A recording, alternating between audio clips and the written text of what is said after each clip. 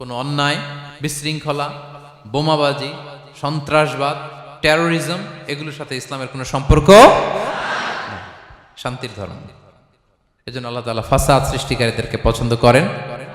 কোনো ধরনের বাজে কথা, মন্দ কথা, অশালীন কথা, অশ্লীল কথা আমরা মুখ দিয়ে উচ্চারণ করব। কোনো ধরনের বাজে স্ট্যাটাস, মন্দ স্ট্যাটাস, অশালীন স্ট্যাটাস আমরা ফেসবুকে দিব। আসসালামু আলাইকুম ওয়া রাহমাতুল্লাহি তাআলা ওয়া বারাকাতুহু। نحمده ونصلي على رسوله الكريم أما بعد فأعوذ بالله من الشيطان الرجيم بسم الله الرحمن الرحيم وقاتلوا في سبيل الله الذين يقاتلونكم ولا تعتدوا إن الله لا يحب المعتدين صدق الله العظيم رب اشرح لي صدري ويسر لي أمري واحلل عقدة من لساني يفقه قولي বাংলাদেশি মুসলিম কমিউনিটি মালয়েশিয়ার আয়োজনে ইউনিভার্সিটি সায়েন্স মালয়েশিয়ার এই দেওয়ান খুলিয়ার এই থিয়েটার হল রুমে আজকে পেনাং কনফারেন্স 2023 যারা আপনারা উপস্থিত হয়েছেন তাদের সবাইকে জানাচ্ছি আন্তরিক শুভেচ্ছা এবং অভিনন্দন। আহলান ওয়া সাহলান ওয়া মারহাবান বিকুম ফি হাযাল লিকা আত-তাইয়িব আল মুবারাক। শুরুতে আমরা আল্লাহ রাব্বুল ইজ্জা ওয়াল জালালের দরবারে শুকরিয়া জ্ঞাপন করছি যে আল্লাহ রাব্বুল ইজ্জা ওয়াল জালাল আমাদেরকে একটি চমৎকার জায়গায়, চমৎকার একটি পরিবেশে কিছু দিনই কথা শুনবার জন্য একত্রিত হওয়ার সুযোগ দিয়েছেন। আমরা সবাই পড়ছি কালিমাতুশ শুকুর আলহামদুলিল্লাহ। আল্লাহ রাব্বুল ইজ্জা ওয়াল জালালের দরবারে শুকরিয়া জ্ঞাপনের পাশাপাশি আমি আজকের এই প্রোগ্রামের অর্গানাইজিং কমিটি যারা আছেন তাদেরকে আমি অন্তরের অন্তঃস্থল থেকে শুকরিয়া জানাতে চাই। বিশেষ করে আজকের এই হল রুম পাইয়ে দেওয়ার ক্ষেত্রে আমাদের এখানে ডক্টর আজিম, রাইট, মাশাআল্লাহ, ডক্টর আজিম এখানে উপস্থিত আছেন। পেনাংয়ের বিভিন্ন পর্যায়ের বাংলাদেশি প্রবাসী ব্যবসায়ী ভাইরা আছেন, তারপর এখানে ভলান্টিয়ার্স ভাইরা আছেন এবং সিকিউরিটির দায়িত্বে একটা পোশাকি বাহিনী এখানে আছেন। আমি প্রত্যেককে অন্তরের অন্তঃস্থল থেকে শুকরিয়া জানাই। এবং এই যে আমরা মাগরিবের আগে বসলাম, আমরা আমাদের নিয়ত খালেস করে নিই যে এই 1 ঘন্টা আমরা আল্লাহর জন্য ব্যয় করব, কিছু শিখবার জন্য, নিজের জীবনকে পরিবর্তন করবার জন্য। তাহলেই আমাদের এত আয়োজন, এই যে সকালে আমরা ফজরের আজানের 1 ঘন্টা আগে উঠে আমরা রওনা হয়েছি, কুয়ালালামপুর থেকে এসেছি, আপনারা অনেক দূর দূরান্ত থেকে এসেছেন। আমাদের এই আশা বসা এটা কাজে লাগবে। আমরা কামনা করি আল্লাহ তাআলা আমাদের এই আশাকে, এই বসাকে, এই একত্রিত হওয়াকে, এই কোরআনের এই মিলন মেলাকে আমাদের নাজাতের ওয়াসিলা বানাক। আমরা ইউনিভার্সিটি সায়েন্স মালয়েশিয়ার এই হলরুমে যেমনি সবাই একত্রিত হয়েছি, আল্লাহ তাআলা সেই জান্নাতুল ফেরদাউসেও যেন তার মেহমান হয়ে আমরা একত্রিত হতে পারি। আল্লাহ তাআলা আমাদেরকে তৌফিক দান করুক। সম্মানিত ভাইয়েরা, আপনারা সবাই সুস্থ আছেন তো? আলহামদুলিল্লাহ। আল্লাহ তাআলা আপনাদের সবাইকে ভালো রাখুন, সুস্থ রাখুন, নিরাপদে রাখুন, তার সন্তুষ্টির পথে অবিচল রাখুন। কালামুল্লাহ মাজিদে আল্লাহ তাআলা জানিয়ে দিয়েছেন 7 শ্রেণীর ব্যক্তিকে তিনি অপছন্দ করেন। কয় শ্রেণীর? আবার বলুন, কয় শ্রেণীর? জি, 7 শ্রেণীর ব্যক্তিকে আল্লাহ তাআলা অপছন্দ করেন। তো মানে আল্লাহ তাআলা তাদেরকে ভালোবাসেন না। আমরা আজকে এই 7 শ্রেণীর ব্যক্তি কারা তাদের ব্যাপারে জানার চেষ্টা করব এবং আমরা সতর্ক হয়ে যাব যে আমরা যেন তাদের অন্তর্ভুক্ত না হই। কি বলেন? কোন 7 শ্রেণীর ব্যক্তি, কোন অভাগা, কোন কপাল পোড়া সেই 7 শ্রেণীর ব্যক্তি যাদেরকে আল্লাহ তাআলা পছন্দ করেন না, ভালোবাসেন না, এই মর্মে তিনি কালামুল্লাহ মাজিদে ঘোষণা দিয়েছেন।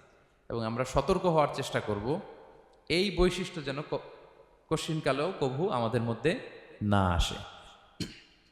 তাহলে কালামুল্লাহ মাজিদ আল্লাহ তাআলা যে জানিয়েছেন যে তিনি 7 শ্রেণীর ব্যক্তিকে পছন্দ করেন না, তার মধ্যে প্রথম শ্রেণী হচ্ছে সীমা লঙ্ঘনকারী। আরবিতে বলে আল মুআতাদুন। সীমা লঙ্ঘনকারী ব্যক্তিকে আল্লাহ তাআলা পছন্দ করেন না। লিমিট ক্রস করলে আল্লাহ তাআলা পছন্দ করেন না। লিমিটকে কেউ যদি ওভারস্টেপ করে, ক্রস করে, আল্লাহ তাআলা পছন্দ করেন না। সীমা লঙ্ঘনকে তিনি মোটেও পছন্দ করেন না। এবং মজার ব্যাপার হচ্ছে আল্লাহ কেউ কোনো অন্যায় করলেই সাথে সাথে পাকড়াও করেন না, কেউ ভুল করলেই আযাব দেন না, কেউ নাফরমানি করলেই আযাব পাঠান না। আল্লাহ অনেক সময় দেন, অনেক সময় দেন, শুধরে যাবার অনেক টাইম সে পায়। তারপরও যখন সে লিমিট ক্রস করে তখন আল্লাহ ধরেন। আল্লাহ সব সময় ধরে না, ধরলে ছাড়ে না, ধরে ধরে ধরে না, ধরলে আল্লাহ ছাড়ে না, আল্লাহ সবসময় ধরবে না। এবং যে সমস্ত জাতিগোষ্ঠীকে এই পৃথিবীতে আল্লাহ তাআলা আযাব দিয়ে ধ্বংস করেছেন, তাদের স্টোরি যদি আমরা খেয়াল করি, আমরা দেখব যে তাদেরকে আল্লাহ অনেক সুযোগ দিয়েছেন ভালো হওয়ার, শুধরে যাওয়ার, কিন্তু তারা আল্লাহর আদেশ অমান্য করতে করতে করতে করতে যখন লিমিট ক্রস করে ফেলছে, একটা সবকিছুর একটা লিমিট থাকে, কি বলেন? We all should know all limits. আপনাকে জানতে হবে যে আপনি কতটুকু পর্যন্ত করতে পারবেন, কতটুকু আপনার সীমানা। You should know your limit. এই লিমিটটা আপনার জানতে হবে। তারা যখন লিমিট ক্রস করেছে, আল্লাহ আযাব দিয়েছে। আপনারা সামুদ জাতির নাম শুনেছেন? তাদের কাছে আল্লাহ তাআলা একজন নবী পাঠিয়েছিলেন, নাম হচ্ছে সালেহ আলাইহিস সালাম। আল্লাহ নবী সালেহ আলাইহিস সালাম, তিনি তাদেরকে দাওয়াত দিলেন যে হে আমার জাতিগোষ্ঠীর লোকেরা, এক আল্লাহর ইবাদত করো। তারা অবাধ্য হলো। তিনি সত্যের পথে আহ্বান করলেন, তারা এই কথা শুনলো না। একটার পর একটা আল্লাহর পায়গাম আসে, তারা অবাধ্য হয়, তারা অবাধ্য হয়, তারা আল্লাহ তাআলার আদেশকে মানে না। সবশেষে সামুদ গোত্র, তারা আবার খুব শক্তিশালী ছিল। তারা পাহাড় কেটে আর্কিটেকচার করে ডিজাইন করে কিভাবে আবাসন তৈরি করতে হয় পাহাড়ি এলাকায়, মাউন্টেইন এলাকায় কিভাবে আবাসন তৈরি করতে হয়, এটার ব্যাপারে এক্সপার্ট ছিল। কিন্তু তারা সালেহ আলাইহিস সালামকে বলল, সালেহ তুমি পাগল, তুমি জাদুকর, তুমি যে আল্লাহর কথা বলছো আমরা মানবো এক শর্তে, যদি এই পাহাড়ের ভেতর থেকে 10 মাস গর্ভধারিণী একটা উট যদি বের করে আনতে পারো, এমন একটা শি ক্যামেল উট যদি বের করে আনতে পারো, যেই ওটের পেটের ভেতরে একটা বাচ্চা থাকবে এবং ওটটা পাহাড় থেকে বের হয়েই বাচ্চা ভূমিষ্ঠ করবে, এরপরে ওটের দুধ যেন আমরা খেতে পারি, তুমি যদি এটা দেখাইতে পারো তাইলে বুঝবো তুমি সত্য নবী। দোয়া করলেন, আল্লাহ আমার এই জাতি সামুদ, তারা তো চেয়েছে যে পাথর ভেতর থেকে যদি একটা উট বেরোয়, ওর যদি বাচ্চা দেয় আর দুধ দেয়, তাহলে তারা তোমাকে মেনে নেবে। আল্লাহ তুমি মেহেরবানি করে এই মিরাকেল, এই মুআজিজা তুমি তাদের দেখিয়ে দাও। আল্লাহ তাআলা দোয়া কবুল করলেন। হাজার হাজার মানুষের সামনে চাক্ষুষ দিবালোকের মুহূর্তে পাথর ভেঙে একটা উট বেরিয়ে এলো বিশাল আকৃতির, এবং 10 মাস গর্ভধারিণী উট, সাথে সাথে এই উট বেরিয়ে বাচ্চা প্রসব করল, এবং সাথে সাথে এই ওলান থেকে উটের দুধ বেরোতে লাগলো। হাজার হাজার লোক এটার ওলান থেকে দুধ নিয়ে তারা তৃপ্ত হলো। আচ্ছা, এই মুহূর্তে তাদের কি করা উচিত ছিল বলেন তো? আশহাদু আল্লাহ ইলাহা ইল্লাল্লাহ ওয়া আশহাদু আন্না মুহাম্মাদুর রাসূলুল্লাহ ওয়া আশহাদু আন্না সালিহান নাবিয়্যুল্লাহ, এটা পড়া দরকার ছিল না? দরকার ছিল। কিন্তু তারা একের পর এক গোয়ার তুমি করতে করতে করতে করতে চাক্ষুষ দিনের বেলা এত বড় একটা মুআজিজা দেখার পরেও তারা অস্বীকার করলো। সাল্লাল্লাহু আলাইহি ওয়াসাল্লাম বললেন, তোমরা তোমাদের ওয়াদা পূরণ করো। তারা বলল, তুমি বড্ড বড় জাদুকর, তুমি যেন তেন জাদুকর না, তুমি পাহাড়ের ভেতরে জাদু ঢুকাই ফেলছো। কি মনে হয় তারা লিমিট ক্রস করে ফেলছে না? এবার ক্রস করছে না? তারা সীমা লঙ্ঘন করে ফেলেছে। দে ক্রসড দেয়ার লিমিট। এবার তো আর ছাড় দেয়া যায় না, কারণ আমি আপনাদের বলেছি শুরুতে যে আল্লাহ সব সময় ধরে না, কিন্তু যখন ধরে ছাড়ে না। আযাব চলে আসলো। কি আযাব?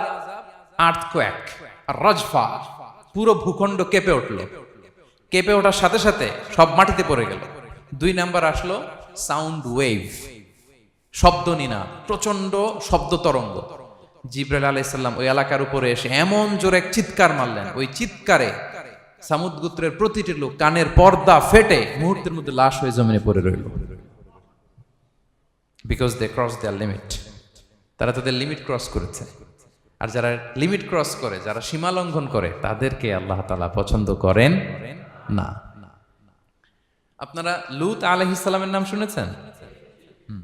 উনি আল্লাহর একজন নবী ছিলেন।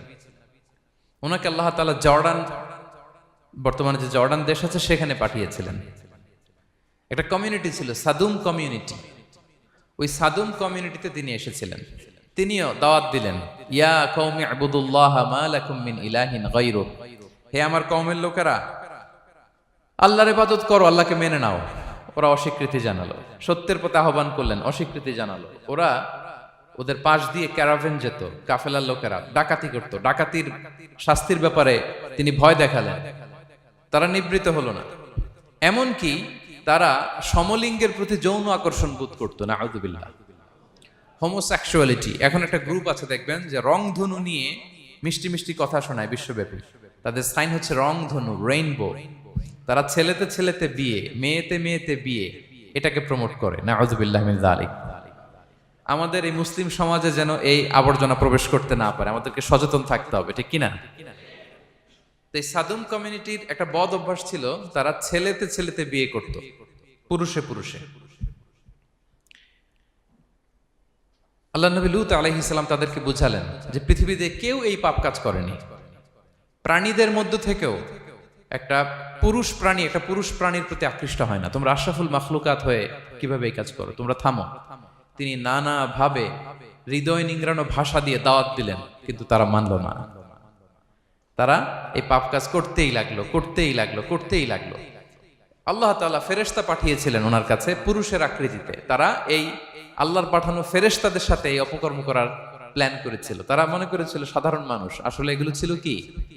আল্লাহর ফেরেশতা। তো আল্লাহর ফেরেশতার সাথে যেহেতু এরকম পাপ কাজের চিন্তা করেছে, তার মানে দে ক্রস দেয়ার লিমিট। কি বলেন? সীমা লঙ্ঘন করে ফেলছে। আযাব, পানিশমেন্ট তাদের জন্য অবধারিত হয়েছে।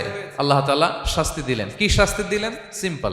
জিবরাইল আলাইহিস সালাম এসে পুরো শহরটাকে উঠাইয়া উল্টায় ফেলে দিলেন।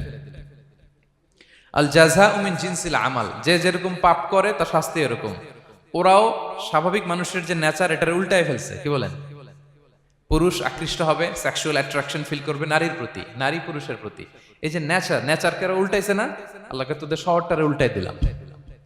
জিবরাইল আলাইহিস সালাম এসে পুরো সাদুম শহরটাকে আকাশে উঠিয়ে একটা আছাড় মারলেন, আপসাইড ডাউন। উপরের অংশ চলে গেল নিচে, সব মাটির অতল গহ্বরে। ফাজআলনা আলিয়াহা সাফিলাহা ওয়া আমতারনা আলাইহিম মিন সিজারাতিন মিন সিজিলিম মানদুদ। আল্লাহ বললেন উপরের অংশ নিচে নিয়ে নিলাম, পুরো শহরটারে উল্টে দিলাম, আর পাথর বৃষ্টি বর্ষণ করলাম, সব শেষ। ওই জায়গাটা আজও আছে, ওইটা জর্ডান এবং ইসরায়েলের সীমান্তে। এটাকে এখন বলে মৃত সাগর, আল বাহরুল মাইয়িত আরবিতে, ইংরেজিতে বলে ডেড সি। কি সি? Dead Sea. মৃত সাগর কেন? কারণ ওখানে কোনো প্রাণী জন্মায় না। ওই সাগরে কোনো মাছ নাই, কোনো ব্যাঙ নাই, এমনকি কোনো শ্যাওলাও নাই। গজবের জায়গা। লবণের density at least 10 times more than the natural sea. সাধারণ সাগরের পানিতেই তো কত লবণ, আমরা মুখে নিলে রাখতে পারি এত লবণ। ওইটার চেয়ে কমপক্ষে 10 গুণ বেশি লবণাক্ত। গজবের জায়গা, আযাবের জায়গা। এবং আযাব কেন এসেছে? They cross their limit. তারা সীমা লঙ্ঘন করেছে। আর ইন্নাল্লাহা লা ইউহিব্বুল মুতাদিন, আল্লাহ তাআলা সীমা লঙ্ঘনকারীকে পছন্দ করেন না। আরেকজন নবীর কথা বলে এই পয়েন্টটা শেষ করি। মুসা আলাইহিস সালাম, ফেরাউনের হেদায়েতের জন্য আল্লাহ তাআলা মুসা আলাইহিস সালামকে পাঠিয়েছিলেন। তিনি নানাভাবে তার ভাইকে নিয়ে দাওয়াত দিতে লাগলেন, কিন্তু ফেরাউন এই কথা মানে না। ফেরাউন বলে তুমি যে নবী, প্রমাণ কি? মুসা আলাইহিস সালাম বলেন দেখো এই যে আমার হাতে লাঠি। উনি এমন নবী ছিলেন, উনি লাঠি মাটিতে রেখে দিলে ওটা মুহূর্তে সাপ হয়ে যেত। তো মাটিতে তিনি লাঠি রাখলেন, এটা মুহূর্তে সাপ হয়ে গেল, যে এই যে আমি নবী। মানে না, বললেন আরো কিছু দেখা। তো মুসা আলাইহিস সালাম বগলের এখান থেকে হাত উঁচু করলে নূরের ঝলকানি হাতের মধ্যে দেখা যেত। উনি নূরের ঝলকানি দেখালেন, এরপরও মানে না। এরকম একটার পর একটা আল্লাহ নবী মুসা আলাইহিস সালাম মুআজিজা দেখাতে লাগলেন, কিন্তু ফেরাউন মানে না। শুধু মানে না এতটুকুই না, সবশেষে আল্লাহ নবী মুসা আলাইহিস সালামকে অ্যাসাসিনেশন, হত্যার পরিকল্পনা করলো তারা, যে বনি ইসরাইল, মুসা এবং মুসার অনুসারী যারা আছে দুনিয়া থেকে সরাই দিতে হবে। ধরো মুসারে, ধরো মুসার অনুসারীদের ধরো। ধাওয়া পাল্টা ধাওয়া শুরু হলো। আল্লাহ নবী মুসা আলাইহিস সালাম বনি ইসরাইলকে নিয়ে বাঁচার জন্য ছুটলেন। ছুটতে ছুটতে সামনে লোহিত সাগর। দেখেন, একে তো আল্লাহর বিধান মানে নাই, এরপরে একটার পর একটা মুআজিজা আসলো, সেটাও মানে নাই। এখন নবীরে হত্যার জন্য ছুটছে। কি মনে হয় সীমা লঙ্ঘন হয়েছে? একটু হয়েছে না? অনেক। আল্লাহু আকবার। আল্লাহ বলেন ফাআগরাকনাল আখারিন, আমি মুসা এবং বনি ইসরাইলকে বাঁচাই দিলাম, ফেরাউন সহ তার দলবলকে সাগরে ডুবায় মারলাম। শুধু ডুবাই মারে নাই, আল্লাহ বলে ফাল ইয়াউমা নুনাজ্জিকা বিবাদানিকা লিতাকুনা লিমান খালফাকা আয়া। ফেরাউনকে লোহিত সাগরে তো ডুবিয়েছেই। আল্লাহ বলেন ফেরাউন, তোর অনুসারী যারা পৃথিবীতে থাকবে, তোর চালা চামুন্ডা যারা থাকবে, তোর খালাতো ভাই চাচাতো ভাই যারা দুনিয়াতে বেঁচে থাকবে, তাদের জন্য তোর লাশটারে আমি শুটকি বানিয়ে রাখলাম। Up to the day of judgement, কিয়ামত পর্যন্ত ফেরাউনের লাশটা মিশরের জাতীয় জাদুঘরে ড্রাই বডি হিসেবে আছে। আমি নিজে দেখে এসেছি নিজ চোখে, মমিফাইং করে শুটকি বানায় রাখছে। এভাবে পৃথিবীতে যতগুলো জাতিগোষ্ঠীকে আল্লাহ তাআলা আযাব দিয়ে ধ্বংস করেছে, তার কারণ হচ্ছে সীমা লঙ্ঘন। তার কারণ কি? প্রিয় ভাইরা, আমরা যেন আমাদের লাইফস্টাইলের দিকে একটু খেয়াল করি যে এই সীমা লঙ্ঘনের কাতারে আমরা চলে আসলাম কিনা, আমরা চলে আসলাম কিনা আমাদেরকে খেয়াল রাখতে হবে। আল্লাহ তাআলা সীমা লঙ্ঘনকারীকে পছন্দ করেন না। ইন্নাল্লাহা লা ইউহিব্বুল মু'তাদিন, তিনি সীমা লঙ্ঘনকারীদেরকে পছন্দ করেন না। এমনকি রাসূলুল্লাহ সাল্লাল্লাহু আলাইহি ওয়াসাল্লামের বায়োগ্রাফি যদি আমরা খেয়াল করি, আমরা দেখব যে তিনি যখন যুদ্ধের জন্য অভিযান পরিচালনা করতেন, দল পাঠাতেন, সেনাবাহিনী পাঠাতেন, তখন তাদেরকে বলতেন, খবরদার যুদ্ধের ময়দানে সীমা লঙ্ঘন করো না, সীমা লঙ্ঘন করো না, খবরদার। যুদ্ধে যদি কেউ হেরে যায়, বন্দীদের সাথে খারাপ আচরণ করো না। ওরা হেরে গেছে বন্দী, আপনি চাইলে তার কান কেটে দিতে পারবেন, নাক কেটে দিতে পারবেন, আকৃতি বিকৃতি করতে পারবেন না। বিষ্ণু ইসলাম বললেন, খবরদার সীমা লঙ্ঘন করো না। যেখানে যুদ্ধে গিয়েছো ওই এলাকার শিশুদেরকে মেরো না, ওই এলাকার নারীদেরকে মেরো না, ওই এলাকার পাদ্রীদের গায়ে হাত তোলো না। সন্ন্যাসীতে যারা ইবাদত করে ওদের তো দোষ নাই, সিভিলিয়ান নাগরিক, তাদের গায়ে হাত তোলো না, খবরদার। গবাদি পশুর গায়ে হাত তুলবে না, এগ্রিকালচারাল প্রোডাক্ট জ্বালিয়ে দিও না। সুবহানাল্লাহি বিহামদিহি, কি রহমতের নবী ছিলেন। সীমা লঙ্ঘন যেন না করে বিষ্ণু ইসলাম অভিযান প্রেরণের আগে তিনি স্পষ্ট বলে দিতেন, খবরদার কেউ সীমা লঙ্ঘন করবে না। যারা তোমাদের বিরুদ্ধে অস্ত্র তুলেনি তাদের বিরুদ্ধে অস্ত্র তোলা যাবে না, কারণ ইন্নাল্লাহা লা ইউহিব্বুল মু'তাদিন, আল্লাহ তাআলা সীমা লঙ্ঘনকে পছন্দ করেন না। প্রিয় ভাইরা, তাহলে যে 7 শ্রেণীর ব্যক্তিকে আল্লাহ তাআলা পছন্দ করেন না, তার প্রথমটা আমরা জেনে গেলাম, তারা কারা? সীমা লঙ্ঘনকারী। আমি কিন্তু প্রায় এরকম জিজ্ঞেস করব এবং সব শেষে আপনাদেরকে নিয়ে রিভাইজ করব। তাহলে 1 নম্বরে আমরা পেলাম তারা কারা? মেহেরবানি করে সবাই বলবেন একসাথে, তারা কারা? তারা সীমা লঙ্ঘনকারী, তারা তাদের লিমিট ক্রস করে, তাদেরকে আল্লাহ তাআলা পছন্দ করে না। সো আমরা আমাদের লাইফের সাথে একটু মিলিয়ে নিই যে আমরা আমাদের কোন ক্ষেত্রে সীমা লঙ্ঘন করি কিনা একটু খেয়াল করেন। আমার যে দায়িত্ব আছে আমি কি সীমা লঙ্ঘন করি কিনা? আমার স্ত্রী আমার দায়িত্বে, তার সাথে সীমা লঙ্ঘন করি কিনা? আমার ভাতিজা ভাতিজি অনেকের আছে ইয়াতিম, তার বাবা মারা গেছে, তার সব সম্পত্তির দায়ভার আমার উপর দেয়া, আমি ওইখানে তাকে ঠিকঠাক মতো সব দেই কিনা, সীমা লঙ্ঘন করি কিনা? হ্যাঁ, ক্ষমতা পেলে সীমা লঙ্ঘন করি কিনা? কি মনে হয় আমরা ক্ষমতা পেলে সীমা লঙ্ঘন করি কিনা? হ্যাঁ, করে করে হ্যাঁ, মানে যেইখানে ডাক্তারের কাছে যায় বলে, ডাক্তার সাহেব আমার এইখানে ফোড়া, সারা দেহের যেই কোনো জায়গায় ধরতে পারেন, এইখানে ধরেন না, তো এইখানে না ধরলে ভালো হবে? ফোড়া যেইখানে, ট্রিটমেন্ট তো ওইখানে দিতে হবে, কি বলেন? রোগ যেখানে ওষুধও সীমা লঙ্ঘন। দায়িত্ব পেলে আমরা সীমা লঙ্ঘন করি। এমনকি আমরা যারা ইবাদত করি, অনেকে ইবাদতেও সীমা লঙ্ঘন করি, ইবাদতেও না। ভারসাম্য থাকতে হবে, পরিমিতি বোধ থাকতে হবে। এবং মজার ব্যাপার হচ্ছে আল্লাহ তাআলা দোয়া এবং জিকিরের ক্ষেত্রে এই কথাটা উল্লেখ করেছেন যে তোমরা দোয়া জিকিরের ক্ষেত্রে সীমা লঙ্ঘন করো না। আল্লাহ তাআলা বলেন, উদউ রাব্বাকুম তাদাররুআ ওয়া খুফিয়া ইন্নাহু লা ইউহিব্বুল মু'তাদিন। তোমরা আল্লাহকে ডাকো কেমন ভাবে? তাদাররুআ ওয়া খুফিয়া, সবিনয়ে গোপনে, সবিনয়ে ডাকো, চুপিসারে ডাকো, গোপনে গোপনে ডাকো, অল্প আওয়াজে ডাকো। কারণ কি? ইন্নাল্লাহা লা ইউহিব্বুল মু'তাদিন, আল্লাহ সীমা লঙ্ঘনকারীদেরকে পছন্দ করেন না। তাহলে আপনি যদি দোয়া করেন আল্লাহর কাছে, যখন জিকির করবেন বিনীতভাবে, চুপিসারে, সবিনয়ে, বিষ্ণু ইসলাম যেভাবে শিখিয়েছেন ওইভাবে জিকির করবেন। নাকি জিকির করতে করতে মানুষের কাঁধে উঠবেন? উঠবেন না? ওঠে ওঠে, হ্যাঁ ওঠে।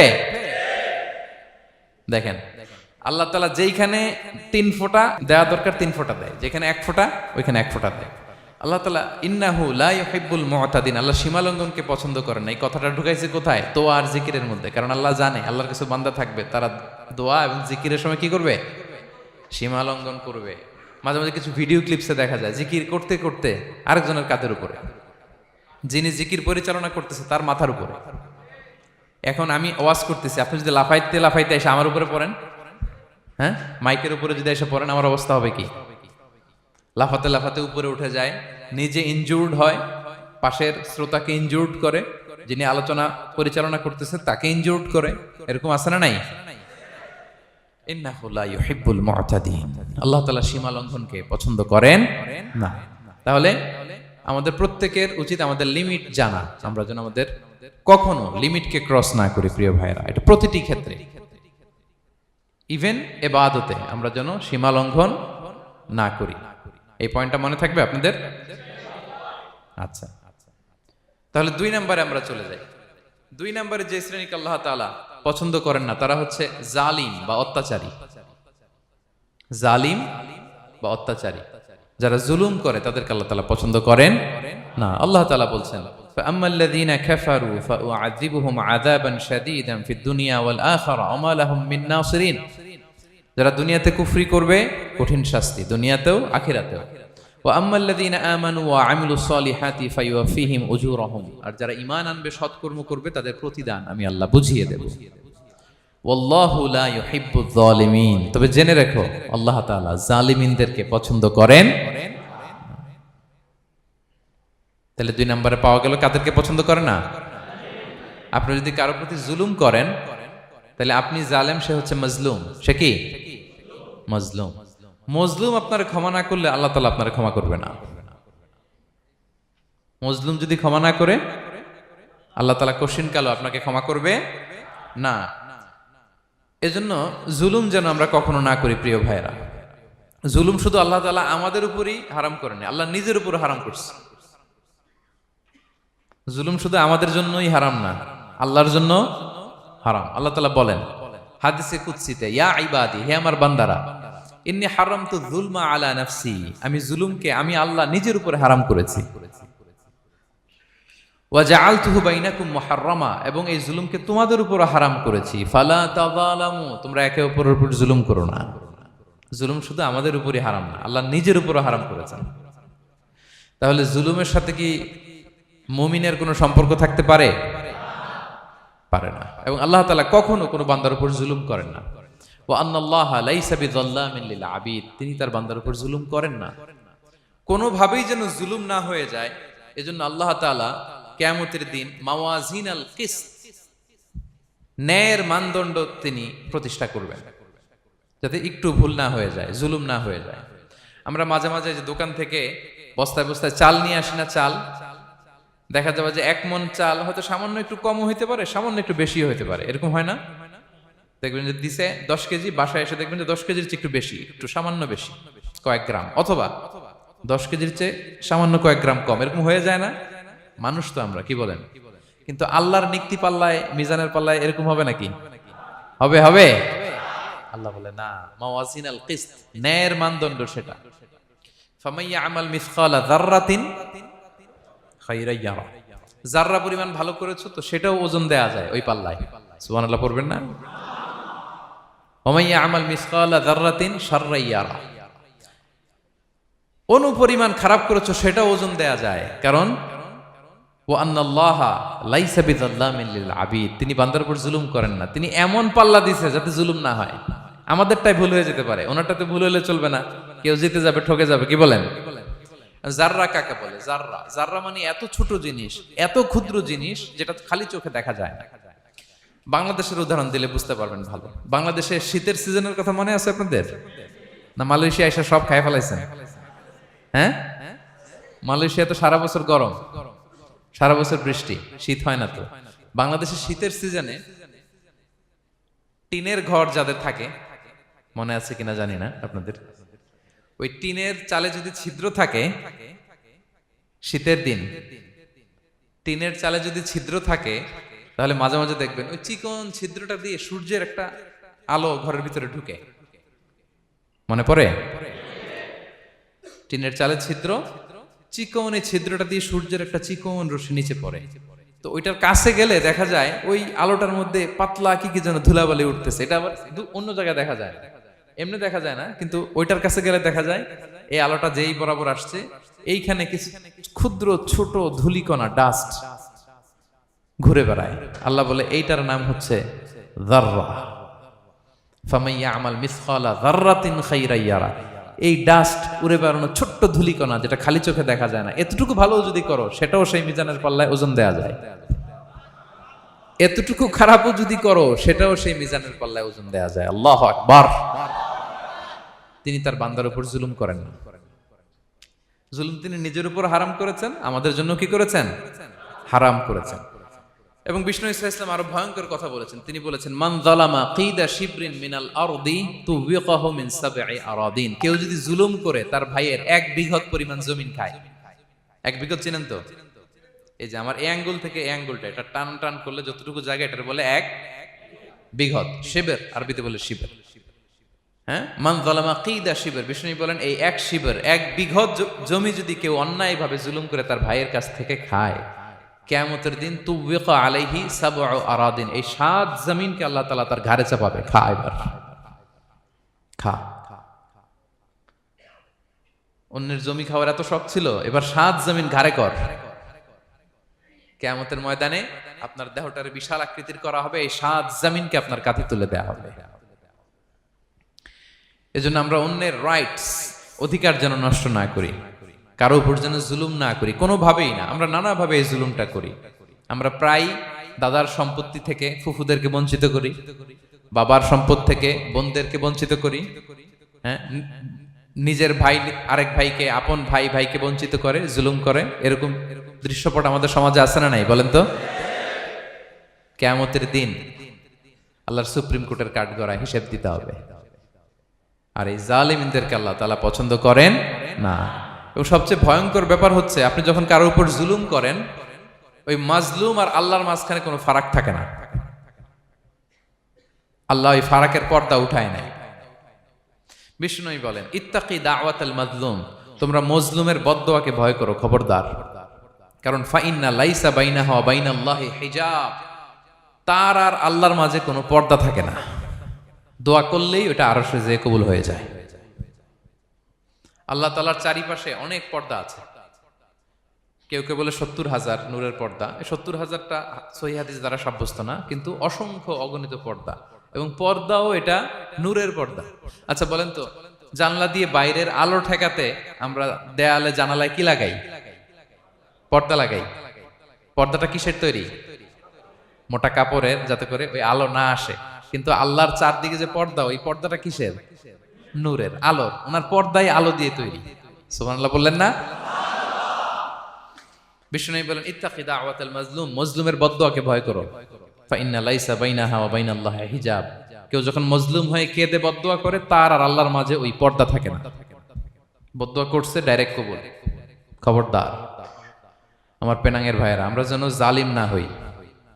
In it's any form, operation in it's any form, যেই কোনো ভাবে, যেই কোনো ক্ষেত্রে, যেই কোনো ধরনের হইতে পারে জুলুম। কাউকে আপনি ছোট্ট কোনো কাজে ঠকালেন, বন্টন নীতিতে ঠকালেন, হ্যাঁ, জমি মেরে দিয়ে ঠকালেন, আমানত মেরে দিয়ে ঠকালেন, ইন ইটস এনি ফর্ম যদি জুলুম করে থাকেন, খবরদার। মজলুমের কান্না কখনো বৃথা যায় না। মজলুমের কান্না কখনো বৃথা যায় না। জীবনের কোনো না কোনো সময়ে এর প্রায়শ্চিত্ত আপনাকে করতে হবে। জীবনের কোনো না কোনো সময়ে এর প্রায়শ্চিত্ত করে আপনাকে মরতে হবে। তাহলে কোন বিশ্বাসী কি জালিম হতে পারে? কারণ ইন্নাল্লাহা লা ইউহিব্বুল যালিমিন, আল্লাহ তাআলা জালিমদেরকে পছন্দ করেন না। তাহলে জুলুমের সাথে আমাদের কোনো সম্পর্ক আছে? হ্যাঁ, কোনো সম্পর্ক আছে। তাহলে 2 শ্রেণীর ব্যক্তির কথা আমরা জানলাম যাদেরকে আল্লাহ পছন্দ করেন না। 1 নাম্বার, প্রথমটা কে ছিল? সীমা লঙ্ঘনকারী, লিমিট যে ক্রস করে, ইন্নাল্লাহা লা ইউহিব্বুল মুআতাদিন। 2 নাম্বারে কি জানলাম? হ্যাঁ, জালিম, অত্যাচারী, অপ্রেসর। অপ্রেসরকে আল্লাহ তাআলা পছন্দ করে না। তাহলে এই 2টারে আমরা নো বলে দিলাম আজকের এই কনফারেন্স রুমে। আওয়াজ করে বলেন তো সবাই, নো। এই লিমিট ক্রস আর জুলুম, নো, চলে গেছে, খালাস। এবার 3 নাম্বারে দেখি আল্লাহ কাদেরকে পছন্দ করেন না। 3 নাম্বারে আল্লাহ তাআলা অহংকারী, দাম্ভিক লোককে পছন্দ করেন না। অহংকারী, আমাদের তো অহংকার নাই না? আছে? অহংকার আছে? কিসের অহংকার বলেন? টাকার, আর ক্ষমতার, আর সৌন্দর্যের, আর হ্যাঁ পাওয়ার।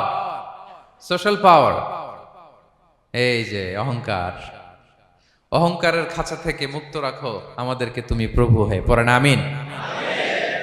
এটা একটা ভয়ঙ্কর খাঁচা। আচ্ছা, অহংকার করার আমাদের আছে কি বলেন তো? কিছুই নাই। আল্লাহ বলে ওয়া খুলিকাল ইনসানু দাঈফা, তোমাদেরকে আমি দুর্বল করে তৈরি করছি। আমরা দুর্বল, শুধু দুর্বল না, দুর্বলের ঘরের দুর্বল। আমার বাপ ছিল দুর্বল, আমার দাদা ছিল দুর্বল, আমরা 14 গোষ্ঠী কি?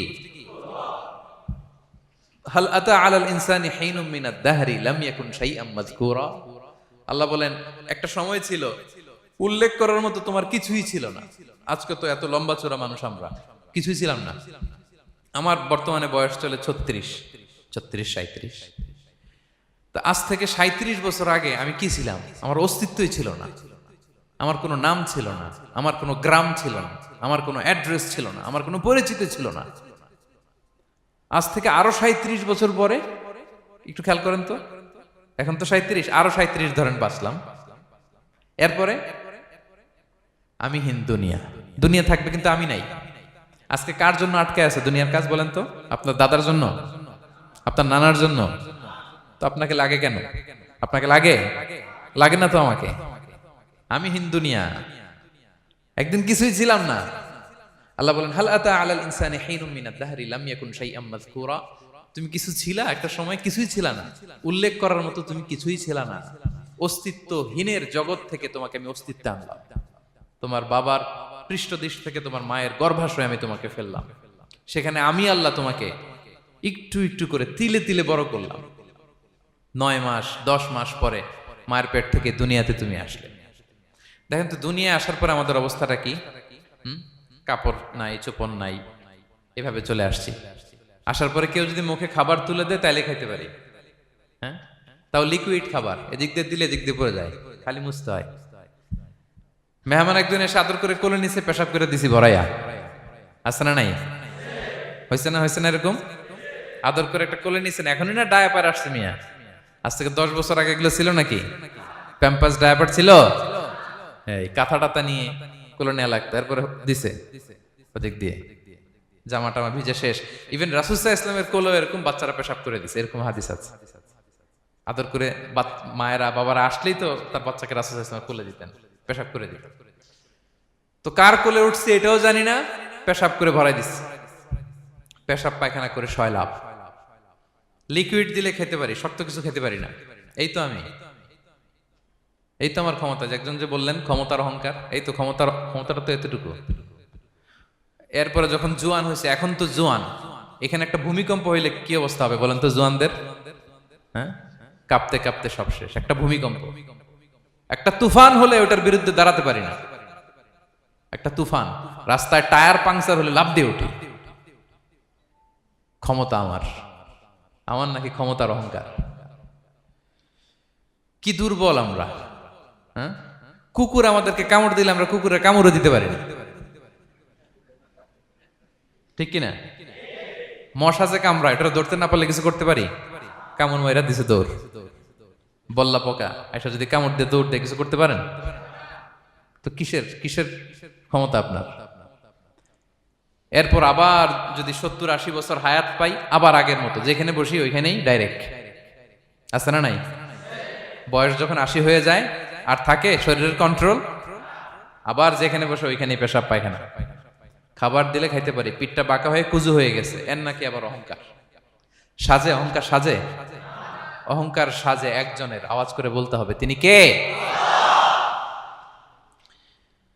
3 নম্বরে অহংকার, দাম্ভিককে আল্লাহ পছন্দ করেন না প্রিয় ভাইরা। আল্লাহ বলেন কারুনের ঘটনাকে আল্লাহ এখানে এনেছেন। আল্লাহ বলেন ইন্না কারুনা কানা মিন কওমি মূসা। কারুন ছিল মুসা আলাইহিস সালামের কওমের লোক, মুসা আলাইহিস সালামের কাজিন ছিল মূলত।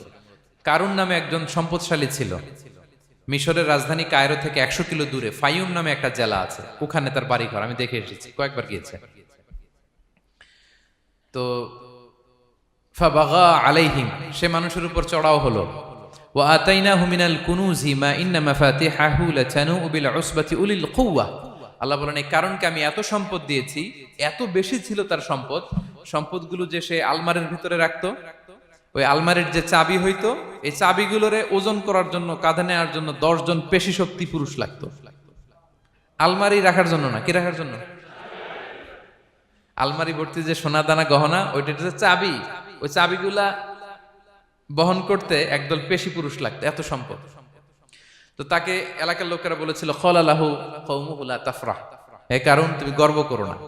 কারণ তাকে বলছিল মুসা আলাইহিস সালাম যাকাত দাও, সে বলতেছে আমি যাকাত দিব কেন, এই সম্পদ তো আমার, ইন্নামা উতিতুহু আলা ইলমিন ইনদি, আমি আমার বুদ্ধি খাটায় এই সম্পদ কামাইছি, আমার সম্পদ আমি খাবো, আমি যাকাত দিব কেন।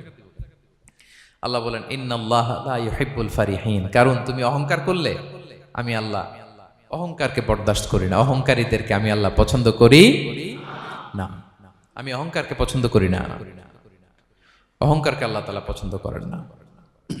কি হয়েছিল কারণের নসিবে? আল্লাহ বলেন ফাখাসাফনা বিহি ওয়া বিদারিহিল আরদ ফামা কানা লাহু মিন ফিআতি ইয়ানসুরুনাহু মিন দুনিল্লাহ ওয়া মা কানা মিনাল মুনতাসিরিন। আল্লাহ বলেন সে যখন অহংকার দেখালো, আমি কারুনকে আর কারুনের সব সম্পদ মাটির ভেতরে দাবিয়ে দিলাম, মুহূর্তেই দাবিয়ে দিলাম। সহিহ বুখারীতে এসেছে ইয়াতাজালজালু ফিল আরদ, প্রতিদিন এক বিঘত করে কারুন জমিনের ভিতরে যেতেই থাকবে, যেতেই থাকবে, যেতেই থাকবে কিয়ামতের আগ পর্যন্ত। আল্লাহু আকবার।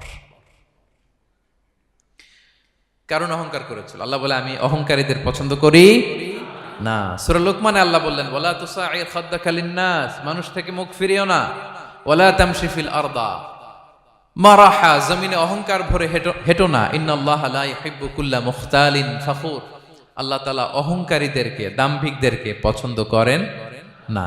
এই যে আমি বলছি যে 7 শ্রেণীর লোককে আল্লাহ পছন্দ করেন না, এটা আমার মন গড়া বানানো কথা। প্রতিটি কথার পেছনে কোরআনের যুক্তি আছে। কোরআনে আল্লাহ তাআলা বলছেন আল্লাহ অহংকারীদেরকে পছন্দ করেন না। ইংরেজিতে কি বলে? ইগো আছে আমাদের, হ্যাঁ ইগো, এটা ছেড়ে ফেলতে হবে, অহংকার করা যাবে না। আমার প্রিয় ভাইয়েরা একটু মনোযোগী হন, এই আয়াতের তাফসীরটা একটু সংক্ষেপে বুঝিয়ে দেই। আল্লাহ তাআলা বলছেন ইন্নাল্লাহা লা ইউহিব্বু কুল্লা মুখতালিন ফাখুর, আল্লাহ কোন মুখতাল আর ফাখুরকে পছন্দ করেন না। মুখতাল আর ফাখুর মানে কি? মুখতাল মানে যে অহংকার করে মনে মনে। কিছু লোক আছে ভিতরে ভিতরে নিজের বড় মনে করে, বাইরে বলে না বা বলার সাহস পায় না, কিন্তু ভিতরে ভিতরে ভাবে আমি কোন হনুরে, কি বলে আমি কোন, আমি তো বড়, আরে আমার চেয়ে বড় বেশি জানে নাকি কেউ, আমার চেয়ে কিছু পারে নাকি, আমি তো, কিন্তু এটা মুখ দিয়ে বলে না, ভিতরে ভিতরে আছে না নাই? এদেরকে আরবিতে বলে মুখতাল। কি বলে? মুখতাল। আরেকজন ফাখুর, সে শুধু ভিতরে না, এটা প্রকাশ্যে বলে বেড়ায়, এটা আরো ডেঞ্জারাস। ফাখুর সে আরো খারাপ, সে প্রকাশ্যে তার অহংকার প্রদর্শন করে, বলে বেড়ায় যে আমি বড়, আমি বড়, আমি বড়। এই আমি বড় কথাটাই সবচেয়ে ভয়ঙ্কর, আমি বড় কথাটাই সবচেয়ে ভয়ঙ্কর। নিজে যাকে বড় বলে বড় সে, লোকে যাকে বড় বলে বড় সে হয়। আমার প্রিয় পেনাঙ্গের ভাইয়েরা, নিজেকে বড় মনে করা এটা শয়তানের স্বভাব। কার স্বভাব? বিনয়ী হওয়া এটা নবীদের স্বভাব। আল্লাহ তাআলা ফেরেশতাদেরকে বলেছিলেন উসজুদু লি আদম, তোমরা আদমকে সিজদা দাও। ফাসাজাদাল মালাইকা কুল্লুহুম, সবাই সিজদা দিল ইল্লা ইবলিস, কে ছাড়া? ইবলিস ছাড়া। সে নিজেকে বড় মনে করেছিল, শয়তান। কিভাবে? সে লজিক খাটাইলো আল্লাহর সাথে, সে লজিক দিয়ে আল্লাহর বলে আল্লাহ ক্বালা আনা খায়রুম মিনহু, আল্লাহ আমি কেন সিজদা দেব, আমি তো আদমের চেয়ে শ্রেষ্ঠ, আমি বড়। আল্লাহ বলতেছে তুমি বড়, কেমনে বড়? শয়তান বলে খলাকতানি মিন নার, আপনি আমারে বানাইছেন কি দিয়ে? আগুন দিয়ে। ওয়া খলাকতাহু মিন তিন, আর আদমকে বানিয়েছেন মাটি দিয়ে। কি দিয়ে? মাটি দিয়ে। আগুনের ধর্ম দাউ দাউ করে উপরের দিকে কি করে? ওঠে, আর মাটি ঢিলা রেখে দিলে নিচে পড়ে যায়। তো সে যুক্তি দিয়ে বলতেছে আল্লাহ ঊর্ধ্বগামী কোন জিনিস তো নিম্নগামী কোন জিনিসের কাছে মাথা নোয়াতে পারে? যুক্তি, মনে রাখবেন যুক্তি সব জায়গায় খাটে। আপনার অফিসের যে বস, মালয়েশিয়ান ভাষায় বসরে কি বলেন আপনারা? ওকে, তোকে, এই আপনার তোকের সামনে যে আপনি লজিক খাটাইলে হবে? বস যেটা বলে ওইটাই ফাইনাল। তো আল্লাহ তাআলা আদেশ করেছিলেন সেজদা করার, সে সেজদা করলেই ভালো করতো, কিন্তু সে যুক্তি দিল আল্লাহ আমি শ্রেষ্ঠ, তাকে বানাইছেন মাটি দিয়ে, আমারে বানাইছেন আগুন দিয়ে, আমি কেন মাথা নত করব, আমি বড়। আমি বড় বলার সাথে সাথে দৃশ্যপট পাল্টায় গেল। আল্লাহ বলে বের হ, ফাখরুজ, বের হ, তুমি অভিশপ্ত, তুমি লানত প্রাপ্ত, তোমার স্থান হবে জাহান্নাম। তুমি নিজেকে বড় মনে করেছো, তাইলে বড় মনে করা এটা শয়তানের স্বভাব। কার স্বভাব? তা আমরা নিজেকে বড় মনে করব কখনো? আরো জোরে বলেন, করব? বিষ্ণু ঈসা ইসলাম নিজে নিজে ছোট থাকতে চাইতেন। তিনি দোয়ায় বলতেন, আল্লাহুম্মা জাআলনি ফি আইনি সাগীরা ওয়া ফি আ'য়ুনিন নাসি কাবীরা। আল্লাহ, আমার চোখে আপনি আমারে ছোট বানান, আল্লাহ মানুষের চোখে আপনি আমারে বড় বানান। বিশ্বনবী নিজের চোখে নিজে ছোট থাকতেন, কিন্তু গোটা বিশ্বের মানুষের চোখে বড় হয়েছেন না? কত বড়? রাফা'না লাকা যিকরাক। আল্লাহ বলে, আমি যেখানে অতটুক পর্যন্ত উঠাইছি আপনারে। কোন নবীর নিচে উপরে? কথা বলেন, কোন নবীকে শেষ পর্যন্ত উঠাইছে? সুবহানাল্লাহ। নবী হে, আমি যদ্দূর আপনার উঠাইছি অদ্দূর, ওই পর্যন্ত নিয়ে গেছে সাক্ষাতের জন্য। সুবহানাল্লাহ। প্রত্যেক নামাজে বিশ্বনবীর উপর দুরূদ আছে না নাই? কিয়ামত পর্যন্ত বিশ্বনবীর প্রতি ভালোবাসা আমাদের পক্ষ থেকে আছে না নাই? আছে। আল্লাহ তাআলা ওনাকে বড় করেছেন। এজন্য নিজের চোখে আমরা নিজে ছোট থাকবো। আপনি যদি বড় হন, এটা মানুষ বলবে। কে বলবে? নাকি আপনিই বলবেন? বলা যাবে না। এবং বিষ্ণু ঈসা ইসলাম কিছু টেকনিক আমাদের শিখিয়েছেন, কিছু টেকনিক আমাদের জানিয়েছেন। এই কাজ করলে তোমরা অহংকার থেকে মুক্ত থাকতে পারবে। এর মধ্যে একটা হচ্ছে আগে আগে সালাম দেওয়া। তিনি বলেন, আল বাদিউ বিসসালামি বারিউম মিনাল কিবর, যে আগে আগে সালাম দেয় তার হৃদয় থেকে আল্লাহ অহংকার তুলে নেয়। আগে সালাম দিয়ে পারবেন? ফোন করলেই আগে কি বলবেন?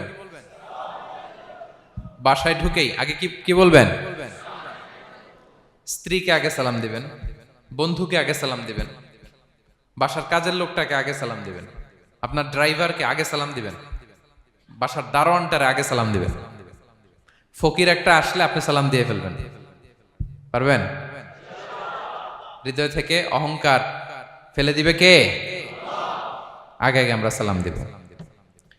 এবং তার চেয়ে ভয়ঙ্কর কথা হচ্ছে, বিষ্ণু ইসলাম বলেন যে লা ইয়াদখুলুল জান্নাতা মান কানা ফি কলবিহি মিসকালু হাববাতি খারদাল মিন কিবর, যার হৃদয়ে সরিষার দানা পরিমাণ অহংকার থাকে, ওই ব্যক্তি কশিনকালেও আল্লাহর জান্নাতে প্রবেশ করার সুযোগ পাবে না। কশিনকালেও পাবে না। এর কারণ অহংকার আল্লাহর চাদর। অহংকার কার চাদর? আল কিবরিয়া রিদাই ওয়াল আযামাতু ইজারি। আল্লাহ বলে, অহংকার আমার চাদর, বড়ত্ব আমার লুঙ্গি। যে এগুলো ধরে টান দেয় তারে আমি জাহান্নামে নিক্ষেপ করব। ফালা উবালি, ফালা উবালি, আই ডোন্ট কেয়ার, আমি ওদিকে কেয়ার করি না, আমি তারে জাহান্নামে ফেলবো। সো অহংকার আমাদের সাজে না। আমি শুরুতেই তো বললাম, আমাদের লাইফ সার্কেলটা একটু দেখাইলাম না যে ছিলাম কই? অস্তিত্বহীন থেকে দয়া করে মায়া করে তিনি আমাকে অস্তিত্বে এনেছেন। কত ছোট্ট, কত ক্ষুদ্র, কত নগণ্য, কত দুর্বল ছিলাম আমরা। আবার যৌবনের একটা পিরিয়ড কাটিয়ে, যৌবনের সময় তো কতটা দুর্বলতা বললাম, আবার সে দুর্বল, মানে দুর্বল থেকে দুর্বল। এই হচ্ছে আমাদের লাইফ স্টোরি, লাইফ হিস্ট্রি। তাহলে অহংকার আমাদের সাজে। অহংকার তার সাজে যার কোনো ক্ষয় নাই, যার কোনো লয় নাই, যার কোনো অভাব নাই। হ্যাঁ, গোটা বিশ্ব তার মুখাপেক্ষী, তিনি কারো মুখাপেক্ষী না, ঠিক কিনা? গোটা বিশ্ব তার কাছে ঠেকা, তিনি কারো কাছে ঠেকা না, ঠিক কিনা? গোটা বিশ্ব তাদের সার্ভাইভালের জন্য তার প্রতি মুখ থুবড়ে পড়ে থাকে, তিনি কারোর জন্য বসে থাকা লাগে। অহংকার সাজে তার। আর এই আল্লাহর অহংকারের চাদর ধরে যে টান দেয়, আল্লাহ বলে, ওরা আমি জাহান্নামে ফেলবো, আর তাদেরকে আমি পছন্দ করি না। আল্লাহ তাআলা অহংকারীদেরকে পছন্দ করেন না। তাহলে অহংকারকেও আমরা না বলে দিব, নো বলবো, নো। আওয়াজ করে বলেন নো। শুধু মুখে মুখে নো নাকি অন্তর থেকে? এই তো আজকের দিওয়ান কুলিয়ার বাইরে ফেলে দিছি আমরা অহংকার। কি বলেন পেনাঙ্গের ভাইরা? আর অহংকার করব? আপনি বিনয়ী হন। মান তাওয়াদা তারাফা। বিষ্ণুই বলেন, যে নিচু হয় আল্লাহ ওরে টাইনা উঁচু করে। আপনি বিনয়ী হবেন, আল্লাহ আপনার উঁচু করবে। আর আপনি উঠতে চাবেন, এক থাপ্পড় মেরে জমিনে আল্লাহ মিশাই দিবে।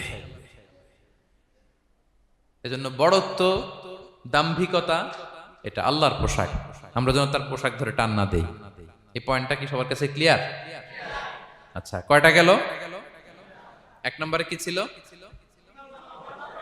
হ্যাঁ, সীমা লঙ্ঘনকারীকে আল্লাহ তাআলা পছন্দ করেন না। দুই নাম্বার, এই তো মনে রাখছেন, মাশাআল্লাহ, অনেক এনার্জেটিক অডিয়েন্স, খেয়াল রাখছে। আর শুরুতে বলছিলাম তো, মনে রেখে দিছে এজন্য, যে ধরবে তো মাঝখানে।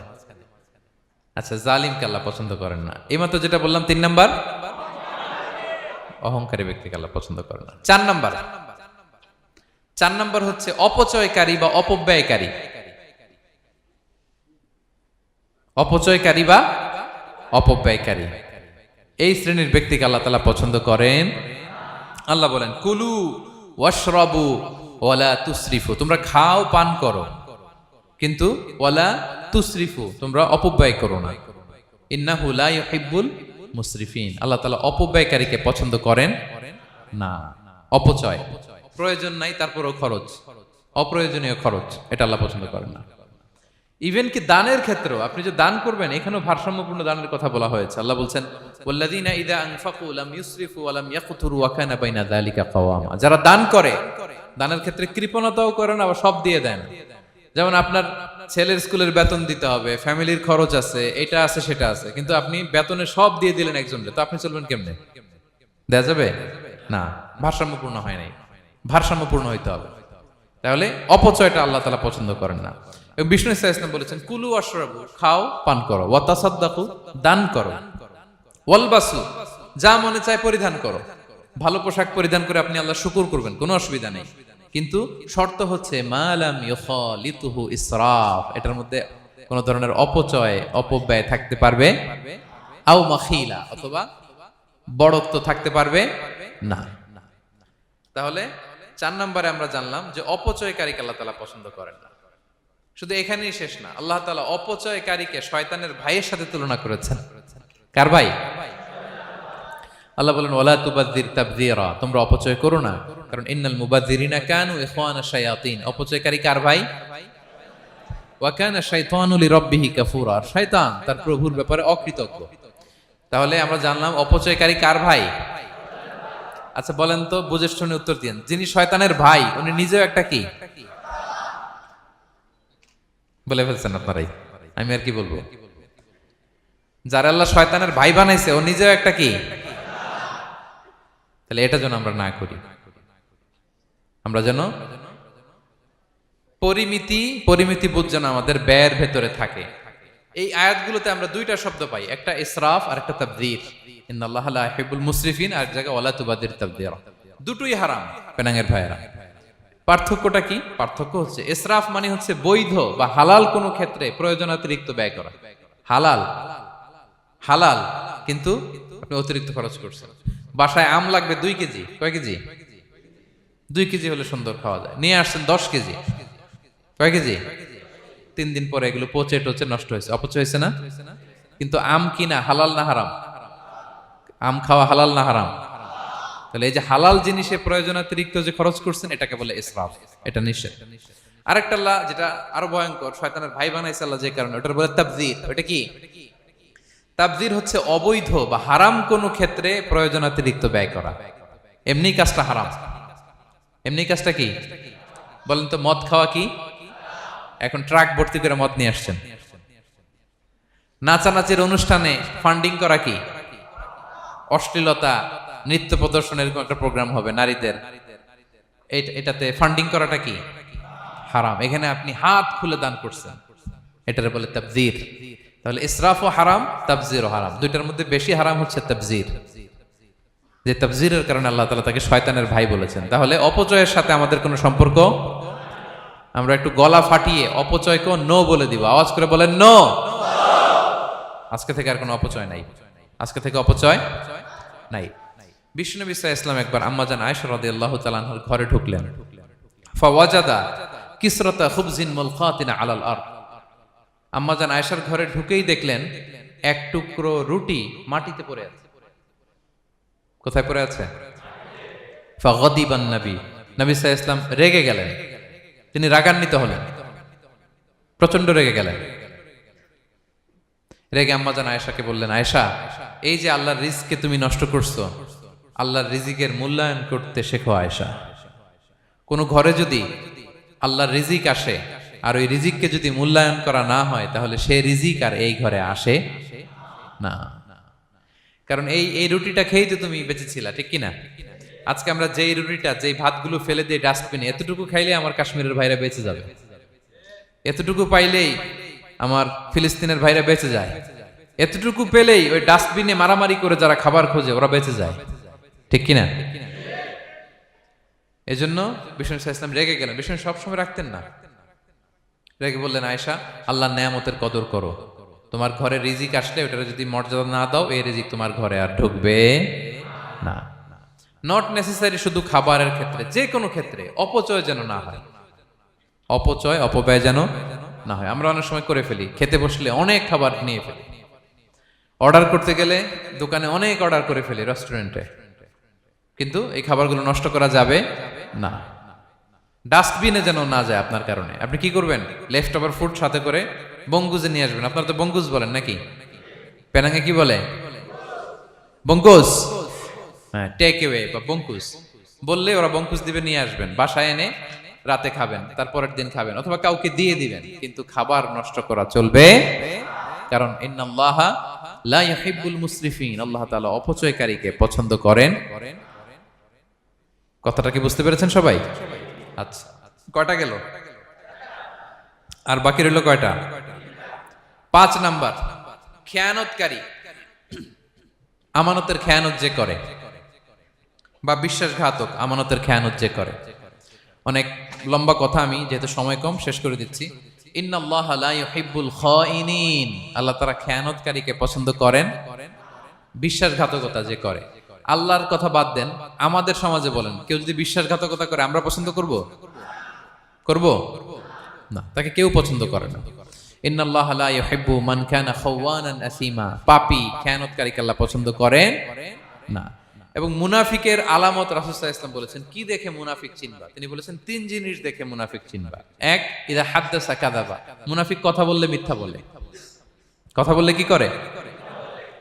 ওয়া ইযা ওয়াআদা আখলাফা, ওয়াদা করলে খেলাফ করে। 3 নম্বরে ওয়া ইযা আতুমিনা খানা, মুনাফিকের কাছে আমানত রাখলে খেয়ানত করে। আমানতের খেয়ানত, এটা মুনাফিকের আলামত।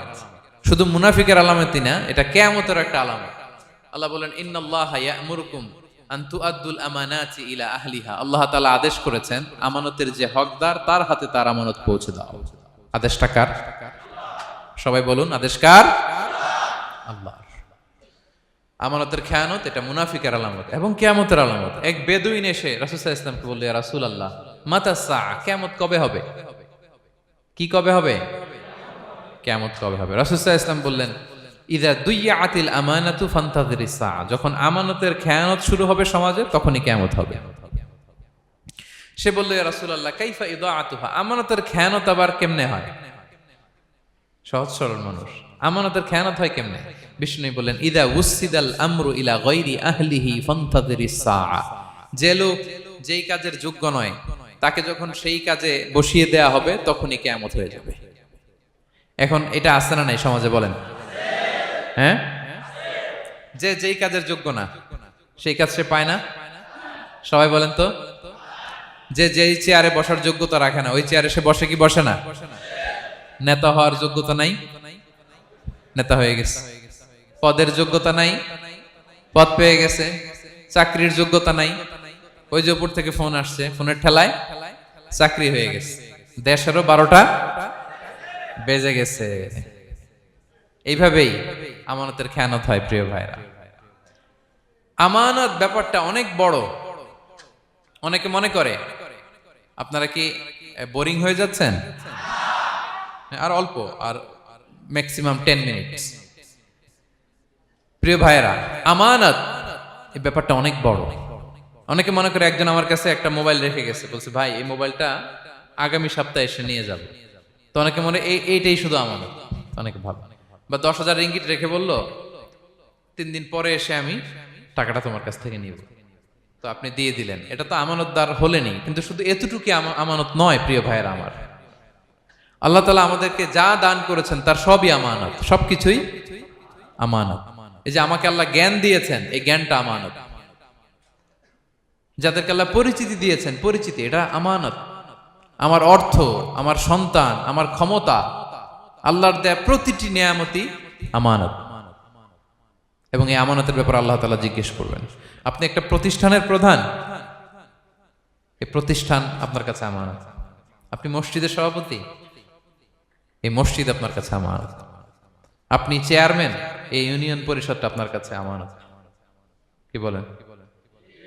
আপনি MP, member of the parliament, এই নির্বাচনী এলাকাটা আপনার কাছে আমানত। আপনি রাষ্ট্রপ্রধান, পুরো রাষ্ট্রের প্রতিটি ইঞ্চি আপনার কাছে কি? এই আমানতের খেয়ানত যখন হবে, বিষ্ণু বললেন তখনই কিয়ামতের অপেক্ষা করো, ফান্তাযিরিস সাআহ, কিয়ামত হয়ে যাবে। তাহলে খেয়ানতকারীকে আল্লাহ তাআলা পছন্দ করেন না, আমানতের খেয়ানতকে পছন্দ করেন। আর আমানত এটা ব্যাপক বিষয়। আমার জ্ঞান, আমার ক্ষমতা, আমার পরিচিতি, আমার সন্তান, আমার স্ত্রী, সবকিছু আমানত। এবং এগুলোর ব্যাপারে আল্লাহ তাআলা আমাদেরকে জিজ্ঞেস করবেন। কয়টা গেল? তাহলে খেয়ানতকে আমরা নো বলে দিব। আওয়াজ করে বলেন নো। একটা সাথে আমাদের সম্পর্ক নেই। 6 নম্বরে হচ্ছে ফাসাদ সৃষ্টিকারী, বিশৃঙ্খলা সৃষ্টিকারী। সমাজে যারা বিশৃঙ্খলা সৃষ্টি করে তাদেরকে আল্লাহ পছন্দ করেন না। আল্লাহ বলেন ইন্নাল্লাহা লা ইউহিব্বুল মুফসিদিন। আল্লাহ তাআলা ফাসাদ সৃষ্টিকারীদেরকে কখনো পছন্দ করেন না। সমাজে নানাভাবে, সামাজিকভাবে ফাসাদ, রাজনৈতিকভাবে ফাসাদ, অর্থনৈতিকভাবে ফাসাদ, এই যত ফাসাদ বিশৃঙ্খলা আছে এগুলোর হোতা যারা, তাদেরকে আল্লাহ পছন্দ করে না। নানাভাবে দেখবেন যে সমাজে অনেকে ফাসাদ সৃষ্টি করে। আমাদের বাংলাদেশে কিছুদিন আগে কাঁচামরিচের দাম বেড়ে গেছে না? কেমনে বাড়লো? নিশ্চয়ই কেউ সিন্ডিকেট করছে, নিশ্চয়ই কেউ মজুদদারি করছে, নিশ্চয়ই এখানে কেউ ফাসাদ তৈরি করছে, ঠিক কিনা? প্রতিটি সেক্টরে আপনি খুঁজে দেখবেন ফাসাদ, হ্যাঁ, মারামারি, বিশৃঙ্খলা, ফাসাদ। এই কিছুদিন আগে এক নির্বাচনের প্রার্থীকে ধরে পিটাইছে, সবাই দেখলাম আমরা, তাই না? এটা ফাসাদ হয়েছে না? বিশৃঙ্খলা হয়েছে না? এই আপনি যদি ধরে ধরে বলেন, পরিবারে, সমাজে, রাষ্ট্রে, অর্থনীতিতে, বাজারে, প্রতিটি জায়গায় ফাসাদ আছে না নাই? আল্লাহ তাআলা বলেন ইন্নাল্লাহা লা ইউহিব্বুল মুফসিদিন। এই ফাসাদ সৃষ্টিকারীকে আল্লাহ তাআলা পছন্দ করে না। মদিনাতে এই যে টিকিটের দাম, সুন্দর কথা বলছেন, টিকিটের দাম বাড়ায় যারা দেয়, সেম গোস টু দেম, তাদেরও একই কথা, ফাসাদ সৃষ্টিকারী আর মুফসিদুন। এই যে আমাদের হাজিদের এত টাকা লাগে কেন? 50,000 টাকার টিকিট হয়ে গেছে কয় লাখ? 2 লাখ, কয় 1 লাখ। হজে যারা গেছে 1,95,000 টাকা করে পড়ছে একজনের টিকিট। কিয়ামতের দিন আল্লাহর সুপ্রিম কোর্টের কাঠগড়ায় তোমাকে দাঁড়াতে হবে, পাই টু পাই সেদিন হিসেব নিয়ে আল্লাহ তাআলা ছাড়বেন, ঠিক কিনা? সেদিন হবে আসল খেলা। এখন তো আমরা মাইক পেলেই বলি খেলা হবে, কিন্তু আসল খেলা কবে? লক্ষ লক্ষ কোটি মানুষের সামনে আল্লাহ তাআলা আপনার এই গোমর ফাঁস করে দিবেন। আল্লাহ তাআলা আপনাকে অপমানিত করে ছাড়বেন। তাই কোনো ফাসাদের সাথে, বিশৃঙ্খলার সাথে মুমিনের কোনো সম্পর্ক থাকতে পারে না। মদিনায় মুনাফিকেরা এই ফাসাদ তৈরি করত। যখন তাদেরকে বলা হতো তোমরা ফাসাদ করো কেন, ওয়া ইযা কিলা লাহুম লা তুফসিদু ফিল আরদ ক্বালু ইন্নামা নাহনু মুসলিহুন। তারা বলল আরে ফাসাদ কি, আমরাই তো ভালো মানুষ, আমরাই তো ভালো মানুষ, আমরাই তো ভালো কাজ করি। আল্লাহ বলে না, আলা ইন্নাহুম হুমুল মুফসিদুনা ওয়ালাকিন লা ইয়াশউরুন। ওরাই ফাসাদ সৃষ্টিকারী, ওরাই ফাসাদ সৃষ্টিকারী, ওরাই সমাজে বিশৃঙ্খলা সৃষ্টিকারী। ওদের ভেতরে এক, বাইরে আরেক, তার নাম মুনাফিক, ঠিক কিনা? মুনাফিকের সহজ সংজ্ঞা কি জানেন? ভিতরে লালন করে একটা, অনুভূতি বা ভাবে একটা, কিন্তু মুখ দিয়ে বলে, তার মানে ভেতরে এক, বাইরে আরেক, তার নাম দুই মুখো সাপেরা। এদিকে যায় বলে আপনার লগে আছে, আপনি খুব ভালো, ওদিকে যায় বলে আরে না না, উনি কি, উনি তো খুব খারাপ মানুষ, আপনি অনেক সবচেয়ে ভালো, আমি আপনার সাথে আছি। এরকম ডাকাইতে আছে না নাই? দুমুখো সাপ, ডাবল স্ট্যান্ডার্ড, নেহি এদার নেহি ওদার, দারমিয়ান মে সাদার বাদার, ডানেও না বায়েও না, মাঝখানে সদর বদর। বুঝেন? দুই নৌকার মধ্যে 2 পা দিছিলেন কখনো? কয় দিছি? অবস্থা কি হয়েছিল তোমার বলো? হ্যাঁ, পয়রা গেছিল? পড়বে। দুই নৌকায় দুই পা দেওয়া যায় না, হয় এই পা এদিকে নিয়ে আসতে হবে না ওদিকে চলে যেতে হবে, দুই পা দিলে এই উল্টায় পড়বে। মুনাফিকদের স্বভাব এটা, দুমুখ সাপ, ডাবল স্ট্যান্ডার্ড মেনটেন করে, টু ফেসড পার্সোনালিটি এরা। যেদিকে বৃষ্টি ওদিকে ছাতা, উপরে ফিটফাট ভিতরে সতর্কার। তাদেরকে যখন বলা হয় তোমরা ফাসাদ সৃষ্টি করো না, ওরা বলে আরে আমরাই তো ভালো। আল্লাহ বলে না, তোমরাই ফাসাদ সৃষ্টিকারী, তোমরা জানো না। তো এই ফিতনা ফাসাদকে আল্লাহ হত্যার চেয়েও জঘন্য বলেছেন। তিনি বলেছেন আল ফিতনাতু আকবারু মিনাল কতল। এই ফিতনা সৃষ্টি করা, সমাজে পণ্যের দাম বাড়ানো, কাঁচামরিচের দাম বাড়ানো, অন্যের হক নষ্ট করা, টিকিটের দাম বাড়ানো, মজুদদারি করা, সমাজের স্বাভাবিক সামাজিক রাজনৈতিক ভারসাম্য যারা নষ্ট করে, এগুলো সব মুফসিদুন। সব কি? মুফসিদুন, ফাসাদ সৃষ্টিকারী, ফিতনাবাজ। আকবারু মিনাল কতল, সমাজের স্বাভাবিক যে ধারা, এই ফ্লোটাকে তারা নষ্ট করে। এবং ফাসাদের মাধ্যমে যদি কারো ক্ষতি করে, কাউকে কেউ হত্যা করে, সেজন্য গোটা বিশ্বের সবাইকে হত্যা করবে। আল্লাহ বলেন মান কাতালা নাফসান বিগাইরি নাফসিন আও ফাসাদিন ফিল আরদি ফাকান্নামা কাতালান নাসা জামিআ। অন্যায়ভাবে ফাসাদের মাধ্যমে যখন কেউ কাউকে হত্যা করে, সেজন্য গোটা বিশ্বের সবাইকে হত্যা করে। আকবারু মিনাল কতল, ফিতনা এত বড় ভয়ঙ্কর পাপ। তো এই ফিতনার সাথে, ফাসাদের সাথে, ফাসাদ সৃষ্টি করা, বিশৃঙ্খলার সাথে আমাদের কোনো সম্পর্ক, কারণ ইসলাম শান্তির ধর্ম। কিসের ধর্ম? শান্তির ধর্ম। কোনো অন্যায়, বিশৃঙ্খলা, বোমাবাজি, সন্ত্রাসবাদ, টেরোরিজম, এগুলোর সাথে ইসলামের কোনো সম্পর্ক, শান্তির ধর্ম। এজন্য আল্লাহ তাআলা ফাসাদ সৃষ্টিকারীদেরকে পছন্দ করেন। কয়টা গেল? সব শেষ হচ্ছে মন্দ কথার প্রচারক। আমার ভাইয়েরা, কি কথা? কোন ধরনের বাজে কথা, মন্দ কথা, অশালীন কথা, অশ্লীল কথা আমরা মুখ দিয়ে উচ্চারণ করব। কোন ধরনের বাজে স্ট্যাটাস, মন্দ স্ট্যাটাস, অশালীন স্ট্যাটাস আমরা ফেসবুকে দিব? কারো এরকম অশালীন স্ট্যাটাস শেয়ার দিব? নেভার, কখনো দিব না।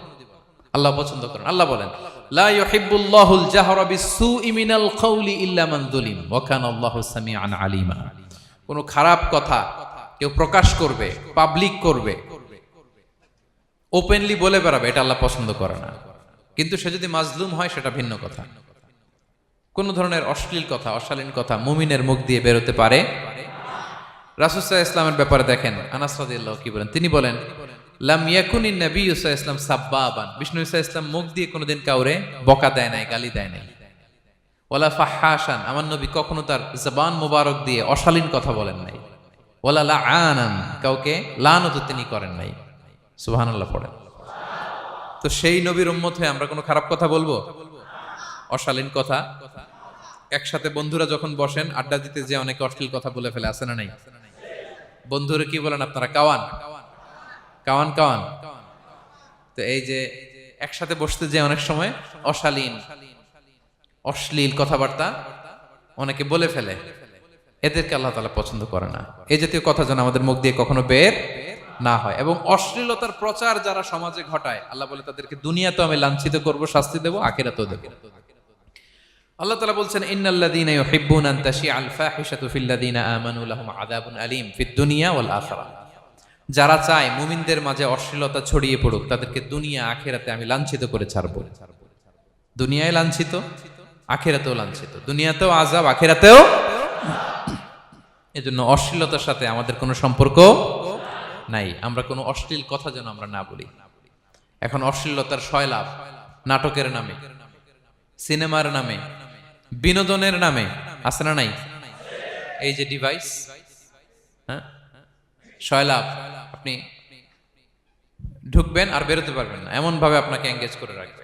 এগুলোর সাথে মুমিনের কোনো সম্পর্ক আছে না। মুমিন যেটাই করবে ওটা হালাল পন্থায় করবে, ঠিক কিনা?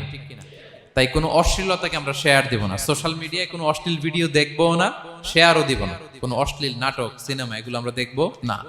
দিনকে দিন এটা এমন ভাবে গ্রাস করতেছে, আমাদের সমাজটাকে শেষ করে ফেলতেছে এক এক নামে। পত্রপত্রিকা আমরা দেখি এখন নতুন কি আসছে, ওটিটি প্ল্যাটফর্ম। এরপরে কি আসছে, ওয়েব সিরিজ, আছে না নাই? গত কিছুদিন আগে আমি সোশ্যাল মিডিয়া দেখলাম বিভিন্ন জনে স্ট্যাটাস দিচ্ছে তৈ তৈ তৈ তৈ তৈ, বয়াম পাখি কই। তো আমি ভাবছি হয়তো কোনো বিখ্যাত কবির কবিতা শেয়ার দিচ্ছে। আমি পরে সার্চ দিয়ে দেখি সর্বনাশ, একটা ইন্টারভিউ দেখলাম একজন, এটা নাকি কোন একটা ওয়েব সিরিজ বা মুভি এই জাতীয় কিছু একটা। তো দেখেন, কবিতার নামে, গানের নামে, সাহিত্যের নামে, সংস্কৃতির নামে, এন্টারটেইনমেন্টের নামে, বিনোদনের নামে এই অশ্লীলতার সয়লাভ, ঠিক কিনা? এই অশ্লীলতার সাথে আমাদের কোনো সম্পর্ক আছে? আমরা যেন মুখ দিয়ে উচ্চারণ না করি এগুলো, ঠিক কিনা? বিষ্ণুই বলেন, ইন্নাল আবদা লা ইয়াতাকাল্লামু বিল কালিমাতি মা ইয়াতাবায়ানু ফিহা ইয়াজিল্লু বিহা ইলান নার আবাআদা মিম্মা বাইনাল মাশরিক ওয়াল মাগরিব। বান্দা অনেক সময় মুখ দিয়ে এমন কথা মুখ ফসকে বলে ফেলে, এটা যে কত ভয়ঙ্কর, এটা যে তারা জাহান্নামে নিক্ষেপ করবে সে কল্পনাও করতে পারে না। আপনার একটা কথা থেকে আপনি জাহান্নামের অধিবাসী হতে পারেন। এই জন্য সোশ্যাল মিডিয়া ব্যবহারের ক্ষেত্রে আমরা সাবধান। যে কোনো ধরনের গুজব, মিথ্যা কথা, হক্স নিউজ, অশ্লীলতা, স্ক্যান্ডাল, এগুলোর সাথে আমাদের কোনো সম্পর্ক নাই। আমরা সব সময় যেন শালীনতার মধ্যে থাকি, সত্যের পক্ষে থাকি। কথা বুঝতে পেরেছেন? তাহলে কয় শ্রেণীর ব্যক্তিকে আল্লাহ পছন্দ করেন না?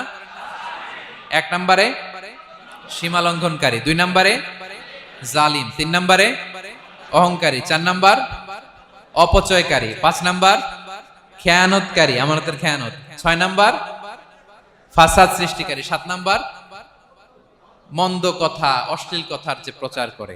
এগুলো যারা করে এদের সাথে আমাদের কোনো সম্পর্ক, এই 7 শ্রেণীর লোককে আল্লাহ তাআলা অপছন্দ করেন। এগুলো কি আমাদের জীবনে থাকবে? এগুলো আমরা কি শুধু হল রুম থেকে বের করে দিব না পুরো জীবন থেকে? পারা যাবে? পারা যাবে?